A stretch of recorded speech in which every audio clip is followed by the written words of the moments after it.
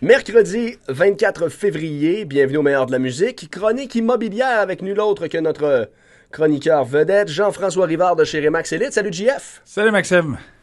JF, je suis content que tu sois là pour venir éclairer la lanterne de moi, puis des auditeurs et des auditrices à l'écoute. On va parler des immeubles à revenus aujourd'hui, JF, et dans deux catégories bien scindées. Tout d'abord, les premiers acheteurs puis les acheteurs d'affaires aguerris. Parle-moi un peu des opportunités qui se présentent pour les premiers acheteurs en immeubles à revenus. Parfait. Dans le fond, ce qui est intéressant pour un immeuble à revenu comme un duplex ou un triplex, c'est lorsqu'on est propriétaire occupant, dans le fond, donc, si toi, Maxime, là, tu veux t'acheter un triplex et que tu décides d'occuper un des appartements, tu peux avoir une mise de fonds qui est inférieure à 20 %. Donc, dans le fond, étant propriétaire occupant, toi-même, tu as un appartement et tu peux acheter un immeuble soit de 2 ou de 3 logements avec une mise de fonds entre 5 et 10 %.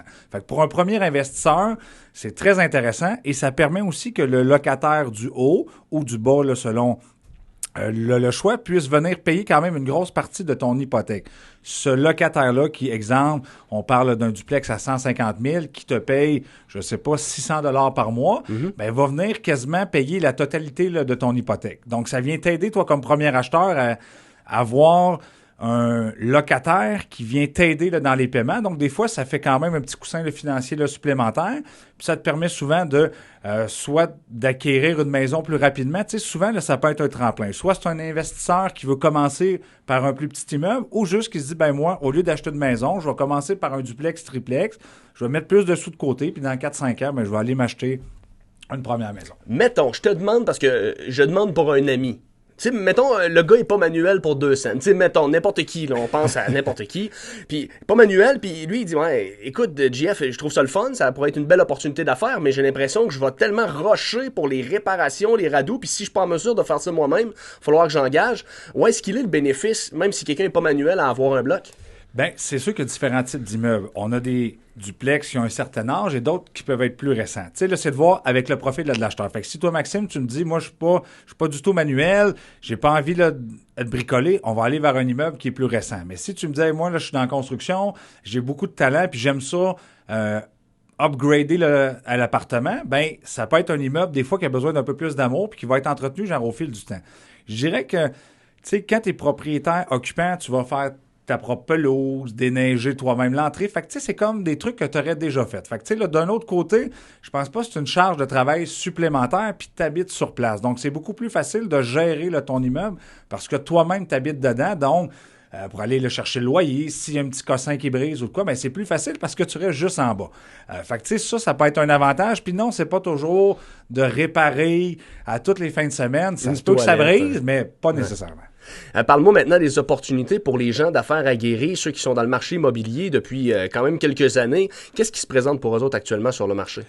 C'est sûr qu'avec des taux d'intérêt présentement qui sont excessivement bas, ça crée des belles opportunités. Donc, un acheteur qui a déjà plusieurs immeubles avec un taux d'intérêt qui est sous la barre des 2 c'est très intéressant pour un investisseur parce qu'on est avec des taux d'intérêt qui sont records. Donc, quelqu'un qui a déjà une cinquantaine de portes présentement, c'est intéressant pour lui de regrossir son parc immobilier.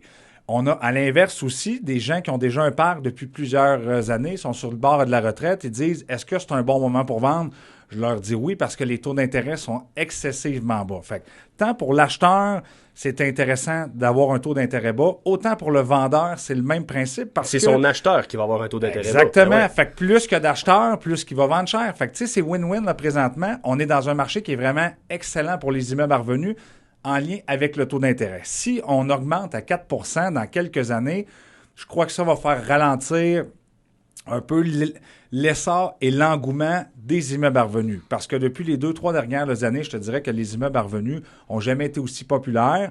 Je ne sais pas si les gens ont une plus grande fibre entrepreneuriale, mais se rendent compte aussi que c'est peut-être pas si compliqué que ce qu'ils s'imaginent. Puis quand on a fait une bonne inspection, qu'on est bien conseillé, c'est pas toujours un paquet de problèmes. Oui, ça se peut qu'on ait des problèmes, mais on peut aussi avoir un problème là, dans notre maison. Tu sais, là, dans le fond, c'est pas... Tu sais, une maison, elle se vieillit, ça se peut qu'on change le toit, c'est pareil dans un duplex ou un triplex. Fait que dans le fond, je crois pas que c'est vraiment... Tu sais, juste qu'il faut bien s'asseoir avec l'acheteur et voir c'est quoi ses besoins. Est-ce que c'est un investisseur qui a 50 portes ou c'est un premier acheteur? C'est deux catégories complètement différentes. Puis je dirais que là, généralement, quand il va être bien conseillé, c'est pas rare même un premier acheteur va en acheter plusieurs au fil des années. Et pour être bien conseillé, c'est pas compliqué. Le numéro à composer 740-0288. Jean-François Rivard, merci infiniment. Merci, Maxime. On sera pas ensemble la semaine prochaine parce que je vais être en relâche dans 2 semaines, le 10 mars. Bonnes vacances. Merci, JF.